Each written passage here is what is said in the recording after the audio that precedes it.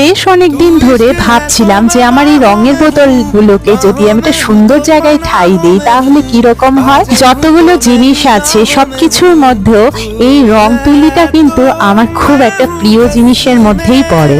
আর এতটাই ভালোবাসি এই জিনিসগুলোকে, আর জিনিসটাকে যখন এতটাই ভালোবাসি তাকে তো রাখার মতো একটা সুন্দর জায়গা চাই।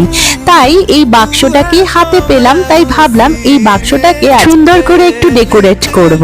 তাই বাক্সটার যেহেতু কার্ডবোর্ডের ওপরে, তার জন্য আমি আর কোনো বেস কালার দিইনি, তার জন্য আমি ওটার উপরে ব্ল্যাক কালার দিয়ে দিলাম। তার উপরে কয়েকটা ফ্লোরাল প্রিন্ট করে দিলাম। আর এই ফ্লাওয়ার গুলো যেগুলো দেখতে পাচ্ছ না, এটা না আজকাল আমার খুবই ভালো লাগে।